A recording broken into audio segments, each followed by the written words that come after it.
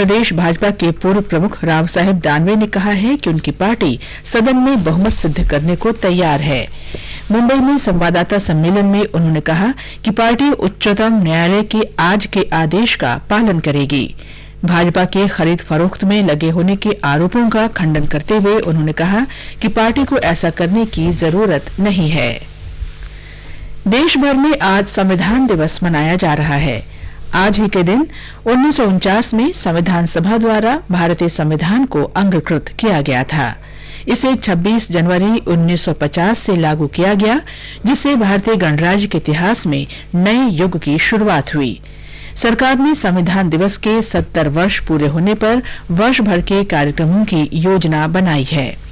इस अवसर पर राष्ट्रपति रामनाथ कोविंद आज दोनों सदनों की संयुक्त बैठक को संबोधित करेंगे।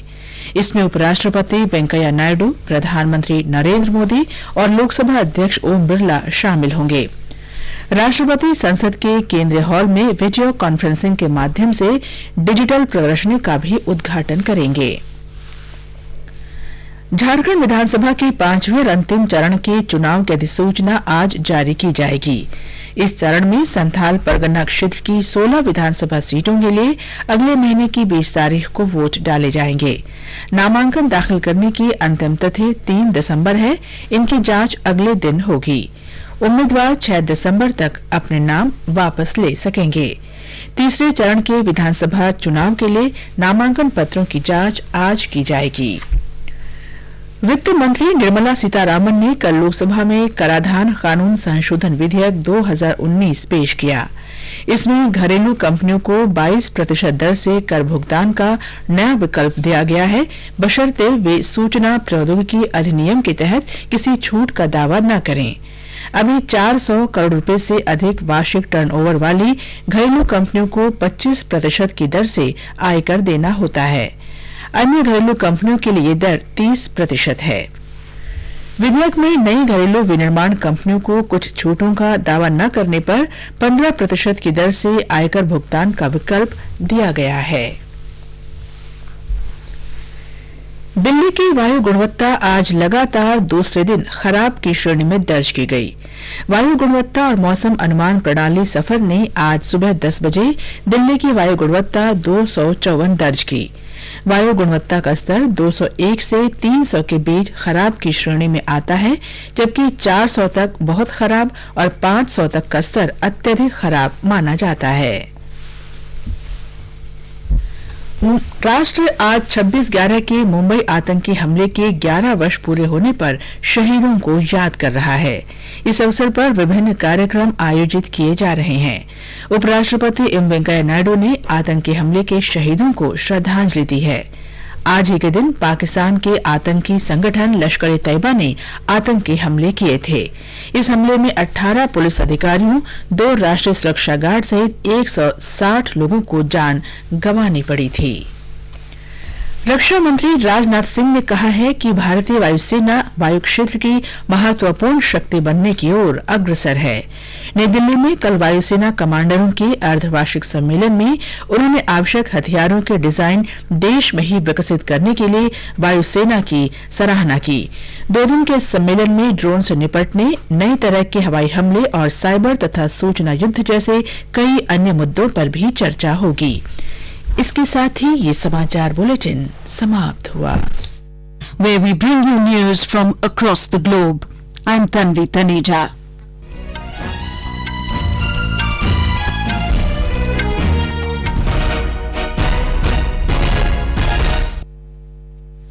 The headlines.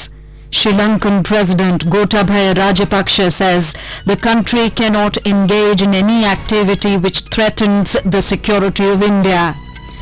India celebrates Constitution Day to mark 70 years of adoption of its constitution.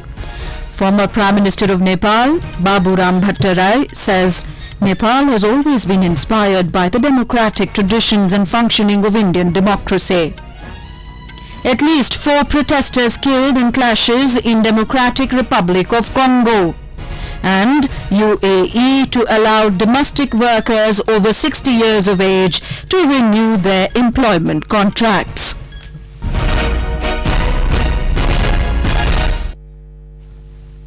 Sri Lankan President Gotabaya Rajapaksa has said the country cannot engage in any activity which threatens the security of India and that they understand the importance of Indian concerns. In an interview to Strategic News International, the President said they will not do anything that will harm India's security interests. He requested the Government of India to help through investments, education and the development of technology. Mr. Rajapaksa, who is scheduled to visit India later this week, said they want investments and help, but do not want to get involved in military and geopolitical rivalry. He called upon countries like India, Singapore, Japan and Australia to come and invest and do not allow only China to make investments. Mr. Gotabaya said their involvement with China in the last few years of Mahinda Rajapaksa government was purely commercial, but geopolitical analysts try to show it as part of the string of pearls which circles India. He said Hambantota port was Sri Lanka's requirement, but agreed that they should have never given its control to China, adding that it was a mistake. The President said they will request China to renegotiate and come with a better deal to assist them as people are not happy with the agreement. India is celebrating the Constitution Day or Samvidhan Divas today to mark the adoption of its constitution by the Constituent Assembly on this day in 1949. The Constitution of India came into force on 26 January 1950, marking the beginning of a new era in the history of Indian Republic. The government has planned year-long activities throughout the country to mark 70 years of the adoption of the Constitution. A joint sitting of both the Houses of Parliament will be held today to celebrate the Samvidhan Divas. Former Prime Minister of Nepal, Baburam Bhattarai, has said that Indian Constitution stood the test of time for 70 years. Talking to our Kathmandu correspondent on the 70th Constitution Day of India, Mr. Bhattarai said Indian democracy is working very well due to the resilience reflected in its constitution. Let's now hear an interview where our correspondent from Nepal is in conversation with the former Nepalese Prime Minister Dr. Baburam Bhattarai. Sir, while drafting new constitution of Nepal, you had gone through the constitutions of many countries. How do you see the Indian constitution? India is the largest democracy in the world, and being our closest neighbor, Nepal has always been inspired by the democratic traditions and functioning of Indian democracy. Though Nepal embarked on the democratic path quite late, 2015 we promulgated our constitution through the Constituent Assembly. Unfortunately, I was the chairman of the Constitutional Committee. While drafting our own constitution, I went through the basic features of Indian constitution and American and other constitutions. Which part of the Indian constitution impresses you the most? I was very much impressed with the preamble of the Indian constitution and the basic principles of justice, liberty, equality, fraternity have been enshrined, though later on the principles of socialism and secularism were added later on. But from the very beginning, Indian democracy has been committed to these core principles. You see? So justice, liberty, equality, fraternity. These are the core principles of modern democracy. So we have been very much impressed and in our own conscience try to promulgate it. What are the other important features of the Indian constitution? The federal restructuring of the state, guiding principle of the state, fundamental rights, and especially the judiciary. You see, the Indian judiciary has been very independent, and in the last 70 years it has functioned very well. Fundamental rights described as Magna Carta of Indian Constitution. Sir, how do you see these rights? Right to speech, freedom of speech, freedom to organize, freedom to express your views, and freedom to not only political freedom the social, cultural and economic freedom. These principles are enshrined in the Indian Constitution, and the way it has functioned, especially the press freedom, I would like to especially mention, because the Indian society, one of the most diverse society, and with this freedom of expression, I think it has brought all people from north to south to east to west in a very united and integrated nation of India. There are fundamental duties also. How important these duties are? Along with the rights, you should have duties also, because a human being is a social being, and your commitment to society and state and also is very important. So these points also I admire. Because of this, I think people have adhered to democracy and the integrity, sovereignty and independence of the state. So without this sense of duty, society could appear into anarchy and various tendencies of separatism and spiritism. I think because of this principle of duty you have enshrined in the Constitution, that had fostered the value of patriotism and loyalty to your country. How do you see the Constitution of India in terms of a welfare state? Yeah, welfare of the common man is one of the important points, because the principle of justice and equality has been very well defined in the Constitution, especially the poor and oppressed people and people of oppressed regions, and even there have been provision for reservation for Dalits and oppressed caste, scheduled caste and scheduled tribe, and this provision has ensured social justice. The Constitution establishes federal structure of the government. What would you like to say about functioning of the federalism in India?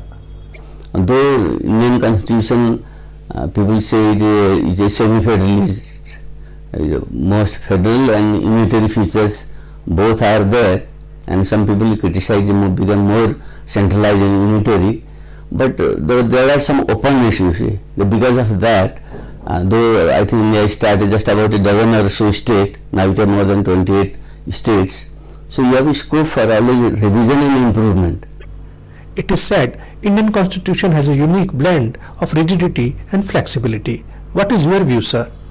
And that flexibility is very important in Constitution. If you don't have flexibility, then people have a tendency to rebel against the system and against the state. You see, when there is a scope in the Constitution to improve upon and accommodate the changing aspirations of the people, the democracy functions very well. I think this is the resilience of Indian democracy, and people think how this country such diversity would manage, but surprisingly it has stood the test of time for last 70 years. So this is because of the resilience in the Indian Constitution. I think this is one of the points to be admired. Sir, at last, on 70th Constitution Day of India, would you like to say something? These issues we try to emulate from the Indian Constitution. So that's why I like to congratulate the Indian people and the government for having such a great Constitution, and it has stood the test of time for last 70 years. And of course the democracy is an evolving process. I wish the Indian democracy will flourish in the days to come, and we in the neighborhood would definitely wish the people and the government of India all the best in the days to come. Thank you so much, sir, for talking to All India Radio. That was our correspondent from Nepal talking to former Prime Minister of Nepal, Dr. Baburam Bhattarai. You're with us on All India Radio. In a setback to US President Donald Trump, a judge ruled yesterday that former White House counsel Don McGahn must comply with a congressional subpoena as lawmakers pursue an impeachment inquiry. The court rejected the administration's assertion of impunity for such officials, saying no one is above the law.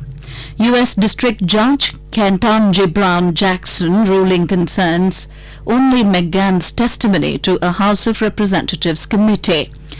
However, legal experts say that it could give other former and current officials like his former National Security Advisor John Bolton a legal basis for cooperating with the Democratic-led House impeachment inquiry. McGahn, who left his post in October 2018, defied a subpoena last May from the Democratic-led House of Representatives Judiciary Committee for testimony into Russian interference in the 2016 U.S. election. The committee sued McGahn in August to try to enforce subpoena. U.S. Defense Secretary Mark Esper has said that President Donald Trump gave him a direct order to allow a Navy SEAL accused of war crimes to retire without losing his SEAL status. Mr. Esper told reporters at the Pentagon that Trump's verbal order was the reason announced yesterday that the Chief Petty Officer Edward Gallagher would be allowed to retire with his trident pin, retaining his status as a SEAL. Meanwhile, the White House did not immediately respond to Mr. Esper's comment. Last week, Mr. Trump had tweeted that he wanted Gallagher to be allowed to retire as a SEAL. Gallagher was acquitted of murder in the stabbing death of an Islamic State militant captive, but convicted of posing with the cops while in Iraq in 2017. In the United States, a federal judge has sentenced a Chinese businesswoman to 8 months in prison for trespassing at President Donald Trump's Mar-a-Lago club. Judge Roy Altman also ordered yesterday that 33-year-old Yu Ching Chang be deported after completing her sentence. She received nearly 8 months credit because she's been jailed since her arrest on March 30th, so she has about 1 more week to serve. Altman said it was a serious offence to trespass on a government property, particularly one where the president is staying. Assistant U.S. Attorney Rolando Garcia had argued for an 18-month sentence. In Pakistan, at least 8 people were killed and several others injured when a bus and a truck collided head-on in northwest part of the country today. Meanwhile, police said the death toll is likely to increase. The accident occurred in Dera Ismail Khan district of Khyber Pakhtunkhwa province when the bus carrying passengers hit the truck coming from the opposite direction. The district administration dispatched rescue vehicles to the spot to shift the injured to the hospital. Domestic workers over 60 years of age will now be allowed to renew their employment contracts under certain conditions, the UAE Ministry of Human Resources and Emiratization has announced this weekend. The step has come as a major relief to thousands of workers who are employed in the United Arab Emirates under the category of domestic workers. Over 3.3 million Indian expat population are living in the UAE, which constitutes over 27% of the country's population, making them the largest Indian community in the world. Indian contact with the UAE dates back several centuries owing to trade and commercial links between the various emirates of the UAE and India. It uniquely provides a breadth in terms of numbers and depth in terms of categories of workers employed, which distinguishes it from every other expatriate community in the UAE. The profile of the community has changed with the evolving needs of the country. In the 1970s and the 1980s, when the principal requirement here was for blue-collar workers, the Indian community was blue-collar to the extent of 85 to 90% with a negligible percentage of professionals. In the 1990s, as the need for professionals to meet the need of the expanding service sector emerged, the profile of the community changed, and today around 35% of the Indian community is made up of professionally qualified personnel, businessmen and other white-collar non-professionals and their families. Among the Indian states, Kerala is the most represented, followed by Tamil Nadu, Andhra Pradesh and Telangana. However, Indians from the northern states like UP, Bihar and Jharkhand all put together also form significant portion of the UAE Indian population. However, a large number of the Indian community are employed under the domestic category, which still continues to be an unregulated sector. Domestic helps include servants, private sailors, shepherds, horsekeepers, falconers, workers, housekeepers, cooks, nannies, farmers, gardeners and private trainers, nurses, private teachers and drivers. The UAE government said that the move to relax the rules is in response to the needs of the employers and families who wish to keep their domestic helps after they turn 60, especially in cases where their age do not affect the performance of the work. However, the contract renewal in UAE will be subject to 3 conditions. First, the worker should be physically fit and is to be proved by a medical certificate to be issued by relevant government authorities. Second, the employer should bear the entire actual financial costs of the worker's medical treatment in the UAE. Third, an approval must be obtained from relevant bodies, allowing the continuation of the worker's residency visa in the UAE. Khalil Khoury, the ministry's Assistant Under Secretary for Domestic Work Affairs, said the move comes in line with the ministry's efforts to meet growing needs of employers and families who wish to keep the household workers who served for long years and believe that their services were not affected by their age. The renewal of contracts can be processed as per procedures in place to renew contracts except for workers and sailors who require special approval from the ministry besides the above mentioned 3 conditions. The new work permits for 60-year-old and above domestic workers shall only be issued to those who are already hired in the UAE and had their employment contracts expired for a period not later than 3 months. Kanchan Prasad, AIR News, Dubai. That was our correspondent Kanchan Prasad updating us on this story from Dubai. This is All India Radio giving you the news. For quick news updates, visit our News on AIR app and follow us on Twitter at AIR News Alerts. You can also visit our website www.newsonair.com.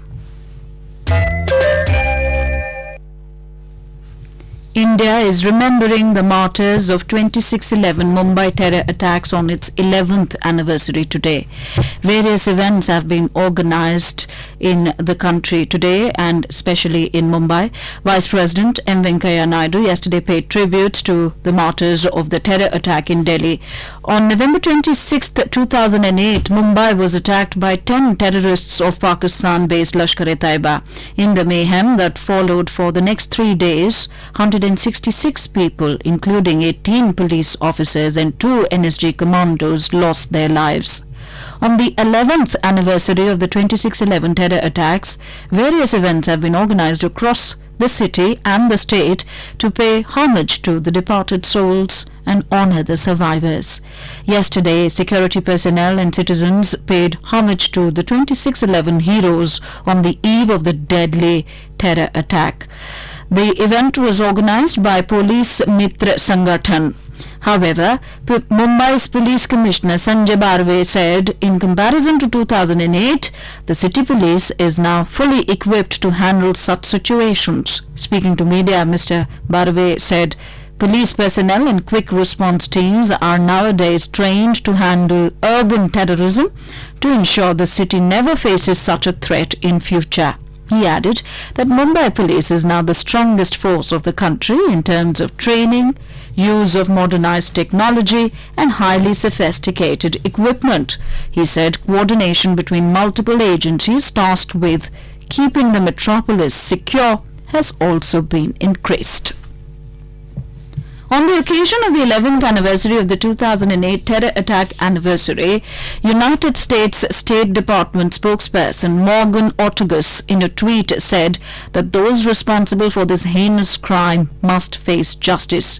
In one of the deadliest terror attacks in India's history, 166 people were killed and over 300 injured when 10 heavily armed terrorists from Pakistan created mayhem in Mumbai on November 26th in 2008. Indian Americans and various groups will hold a rally in front of the Embassy of Pakistan in Washington to protest against the country's role in Mumbai's terrorist attacks. Organizers of the protest rally said that perpetrators of the Mumbai terrorist attack are roaming freely in Pakistan. In Democratic Republic of Congo, at least 4 protesters were killed in the eastern region after angry clashes erupted over the perceived failure of UN peacekeepers to stop the deadly militia attacks. Crowds defied warning shots fired by Congolese forces and stormed a UN camp in the eastern town of Beni yesterday. The protesters set fire to parts of the camp after a crowd of several hundred had also set fire to the Beni town hall, partly damaging it.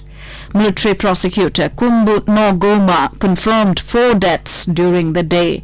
10 civilians and 3 Congolese military personnel were also injured. Earlier, 8 people were killed on Sunday night in an attack by armed fighters in the northeastern city of Beni. The latest attack is blamed on the Allied Democratic Forces militia, which has plagued the area for years, despite a large UN peacekeeping presence. In Argentina, a court has sentenced 2 priests for more than 40 years in prison. The priests were found guilty of sexually abusing deaf children at a Catholic-run school. A 3-judge panel in the city of Mendoza announced the sentence yesterday. An Italian, Nicola Corradi, 83, was sentenced to 42 years and 59-year-old Argentine Horacio Corbacho to 45 years for abusing children of a special school in a municipality in northwestern Argentina. They were arrested in 2016. The court also sentenced gardener Armando Gomez to 18 years in prison. The verdicts can be appealed. Several of the victims expressed joy in the courthouse after the sentence. North Korean troops performed artillery drills near the disputed sea boundary with South Korea at the order of leader Kim Jong-un. The North Korean's Central News Agency KCNA said that the firing happened when Kim inspected a military unit off the west coast. It was Kim's first known trip to a frontline military unit since he entered nuclear talks with the United States last year. The nuclear negotiations are largely at standstill now as North Korea steps up pressure on Washington to lift international sanctions and abandon hostile policies on the North. South Korea's defense ministry expressed regret over the latest drills, saying they violated last year's inter-Korean deals aimed at lowering military animosities in border areas. This is All India Radio giving you the news.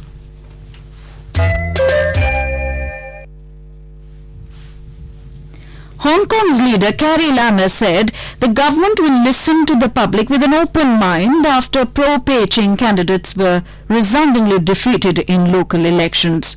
According to local media accounts, the pro-democracy parties took 390 of 452 district council seats, nearly 90% of the city polls. The election saw an unprecedented voter turnout of more than 71%.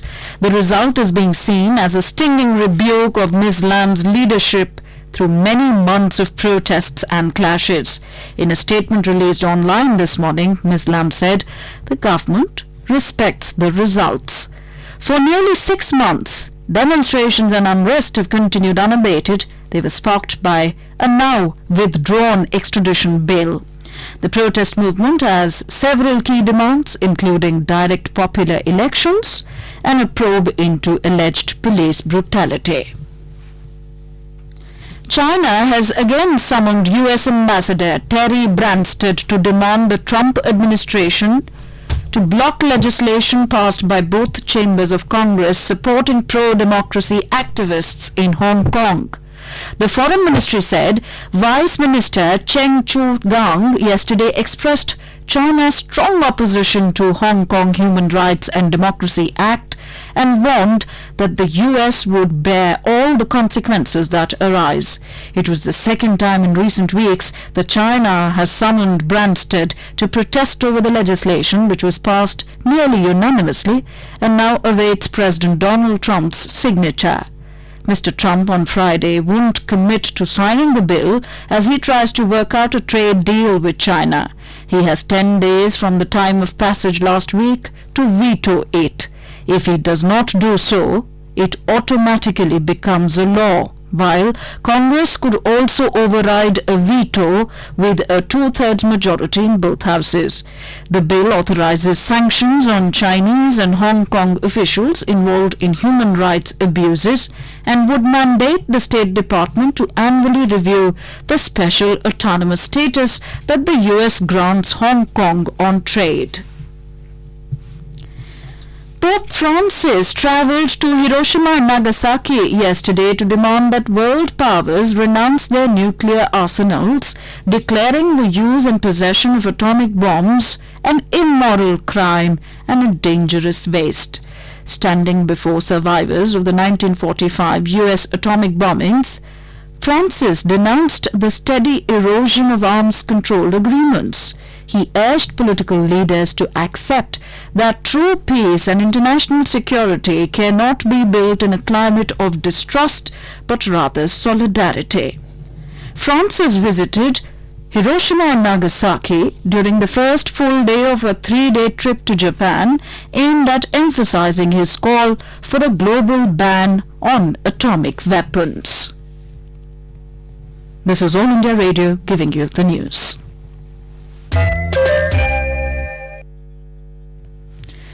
You are listening to our program Prime Meridian, where we are bringing you news from across the globe. And now let's take you to Bangladesh. Bangladesh is a land of water. A large part of its landscape remains submerged underwater during the monsoon months. When Razia Alam came back from England after retirement as a teacher, she wanted to build a school for children which is spacious, modern and healthy for learning. She also wanted to be built at a land which was underwater for about 6 months of the year during monsoon period. She contacted the internationally renowned architect of Bangladesh, Saiful Haq, to design the school.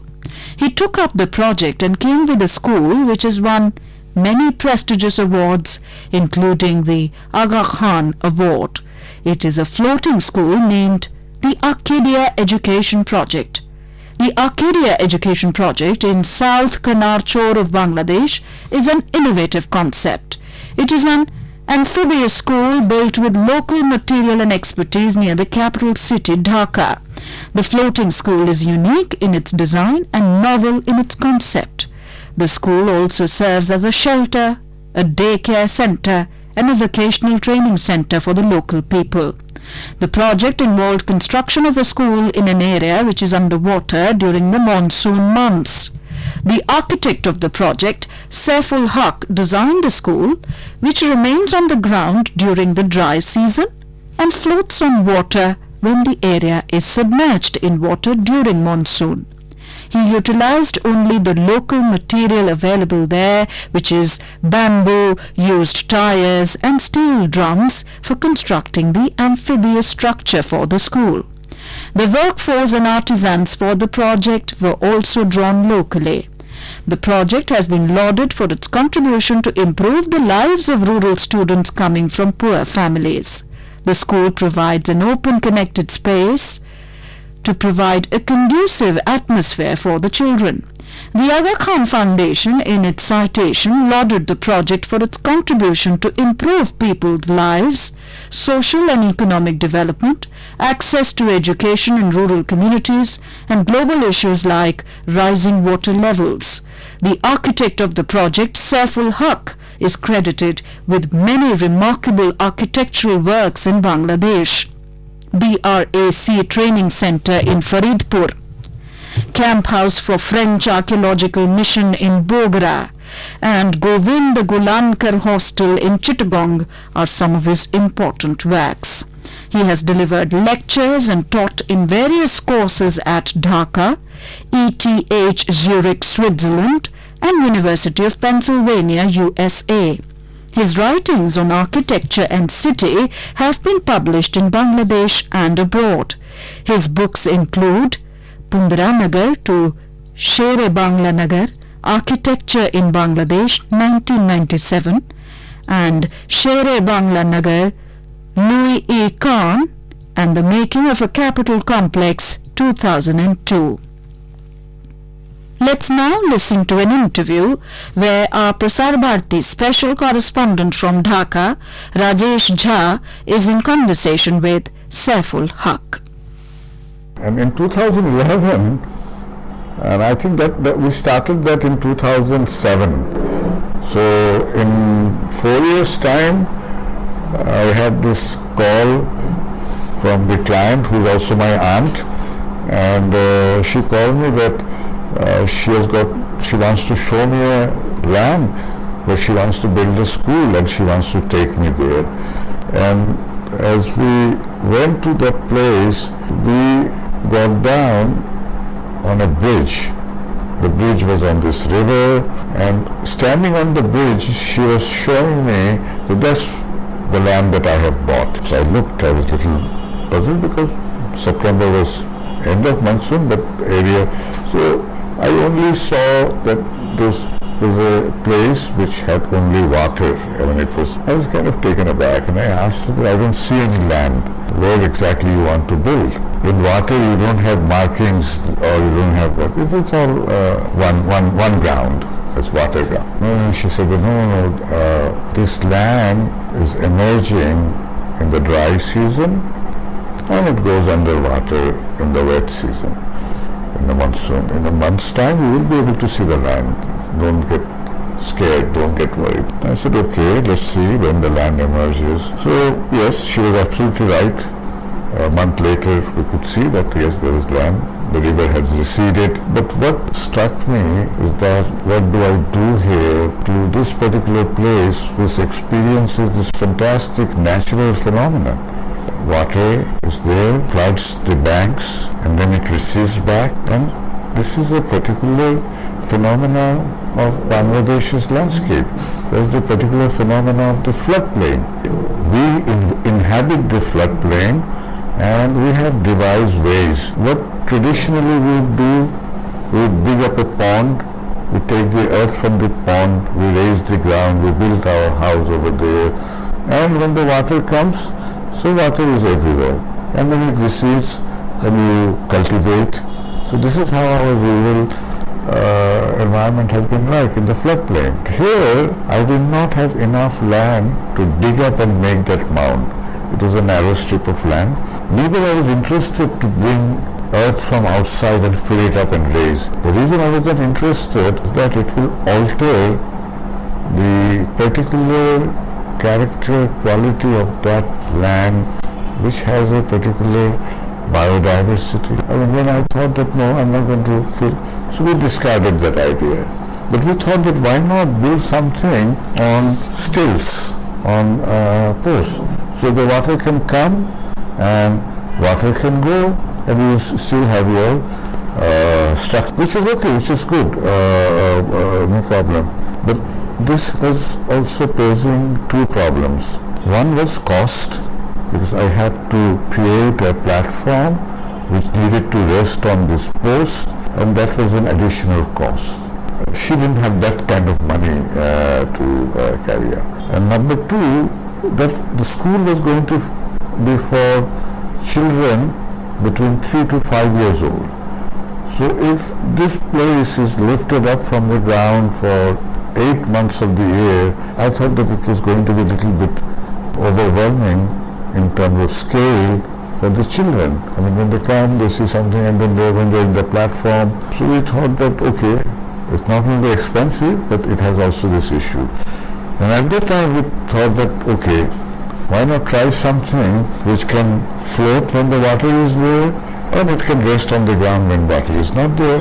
Very simple, an amphibious structure So we shared this idea with the client. Very interesting that she readily accepted. I mean, it was her savings that she was putting into this school. She wanted to take this challenge and she decided to participate in this experiment, and then we started working out that how best we can create a very simple structure that will float and also rest on the ground. There were some challenges, of course, and we needed to study and how to keep it simple. We needed to devise ways. So we took some time, and she gave us time. So basically here is a model that can show you. So we had a structure that was the substructure, that is the substructure, which again is made of bamboo and used steel drums, and this steel drums helps the structure to float and again rest on it. So, and we need to make the ground level so that it rests, it's not undulated, and we needed to make it light, because this number of drums has a certain buoyancy capacity, that so that it doesn't submerge full.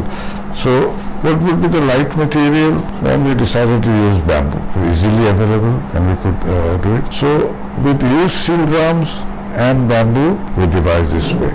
And then we wanted, she needed 3 classrooms and an office room, and we thought that we'll do it in a module, that in that way, and they will be connected to guideposts. So when the water comes, it rises, and the water goes, it rests on the ground. And for the construction, we tried to stick to as much as traditional practices, but we also did some innovation, because for the classroom we needed a space that was going to be free of any post. We needed clean and space. So in order to have that, we devised a structural system to have this space free of columns. And then there's no electricity, but we had to have a toilet, and that toilet needed a proper way of disposing the waste. So we also had to work that out. The school needed water supply, and the source of water supply has to be such that it is not flooded during the monsoon, so it is free of flooding. So we found out that the maximum flood level was this. So we had a bore well, and the head of the bore well had to be much higher than and we had a submersible pump. We initially wanted to have some solar powered water pump, but we couldn't do that, so we use a petrol portable generator. When we need to pump the water, so everything is designed to address this particular condition of that place. So you design something that retains most of the particularities of that site, and as well offers you a new place to carry out the needs that you have. This is how it got done. I would say very simple. It was not very complicated. And then this year, this was nominated for the awards, the Aga Khan Awards. Earlier it received an award from the JK Cement in India. It was there also. So last year we were in Ahmedabad. The first of the awards came there, and then the Aga Khan next. And Aga Khan have a very detailed process of evaluating before they say that you are a winner. So 6 projects out of initially 500, then shortlisted to 380, from there to 20, and then the 6. So it took about 6 months of continuous assessment and on-site inquiry, photographing, video, which was seen by the jurors, and then it was decided then. So the Aga Khan Prize brought it to the notice of many people, and I'm sure that this also has brought to your notice too. And very recently it received another award, and that was in France, where they are giving award to projects which are built with bio-based material, bamboo, thatch, timber, straw. So this kind of materials that people are these days. You know that this global warming thing is making people rethink the way we build, how to reduce the carbon dioxide, how to make a net zero carbon structure. So these are the kind of things that is happening in places like France, in places like Germany, and also Bangladesh is also doing. So this is something to say that we are also concerned about the global warming. We are also concerned about a sustainable future, and I mean, it's really something that has brought immense joy to us that this has got noticed, and we look forward to further develop this idea. That was our special correspondent Rajesh Jha in conversation with the architect of Bangladesh, Saiful Haq. You're with us on our program Prime Meridian, listening to news from across the world. And now let's listen news from our International Film Festival of India, IFFI, which is happening in Goa presently. India's biggest film festival, IFFI 2019, the Golden Jubilee of India's International Film Festival. Join us on All India Radio News for all about IFFI at 50.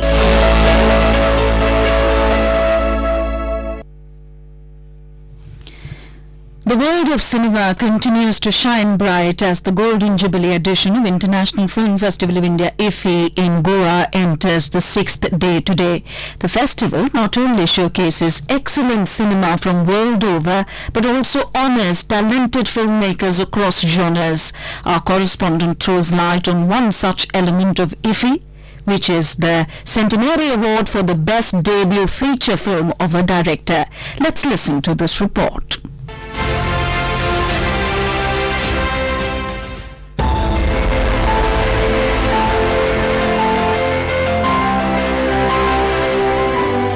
The Centenary Award for the Best Debut Feature Film of a Director is one of the awards to be presented at IFFI 2019. This section provides a platform to first-time filmmakers from world over. These talented but hidden stars get the opportunity to showcase their filmmaking skills at one of Asia's biggest stages. 7 films are nominated for the Silver Peacock, a certificate and cash prize. The feature film that reflects a new paradigm in motion pictures in terms of aesthetic, technique or technological innovation will be honored. The debut feature film of a director that is selected as part of the Indian panorama is also eligible for the Centenary Award. Cinema lovers can check out Romanian film Monsters by Marius Oltenu this morning at Kala Academy in Panjim. The film is about ups and downs faced by a married couple in their 40s. And later tonight, delegates can also catch Malayalam film Uyare by Manu Ashokan. The drama deals with the story of an acid attack victim.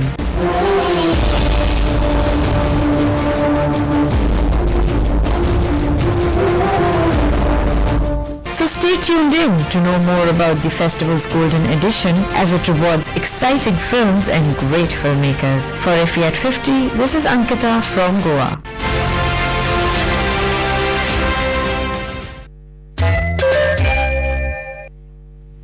You are listening to our program Prime Meridian. In some sad news now, a strong earthquake shook Albania today, injuring at least 150 people and damaging buildings. The US Geological Survey said the magnitude 6.4 quake was centered 30 kilometers northwest of the capital, Tirana. It was at a depth of 20 kilometers. The quake was felt along the Albanian coast. Local media reported that a restaurant was destroyed in western Durrës, where army soldiers were helping people get out of a collapsed building. At least 3 apartment buildings and the power distribution station were damaged in the northern commune of Tuman. There were no immediate reports of any deaths.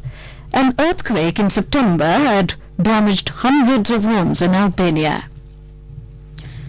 Researchers have found an aquatic environment on the Earth with complete absence of any form of life. They say the research may lead to an improved understanding of the limits of habitability. The study, published in the journal Nature, Ecology and Evolution, revealed that any form of microbial life was absent in the hot, saline, hyperacid ponds of the Dalol geothermal field in Ethiopia. Study co-author Meridian Garcia from FECYT said they have verified that there is no microbial life in these salty, hot and hyperacid pools or in the adjacent magnesium-rich brine lakes. According to researchers, the study helps in understanding the limits of habitability and presents evidence that there are places even on Earth's surface which are sterile, though they contain liquid water. And now, before we end our program, Prime Meridian, here are the headlines once again. Sri Lankan President Gotabaya Rajapaksa says country cannot engage in any activity which threatens the security of India. India celebrates Constitution Day to mark 70 years of adoption of Indian Constitution. Former Prime Minister of Nepal, Baburam Bhattarai, says Nepal has always been inspired by the democratic traditions and functioning of Indian democracy. At least 4 protesters killed in clashes in Democratic Republic of Congo, and UAE to allow domestic workers over 60 years of age to renew their employment contracts.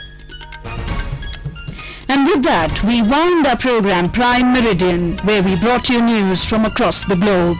Stay tuned to our channel for more news and current affairs programs. That's it for now. Namaskar.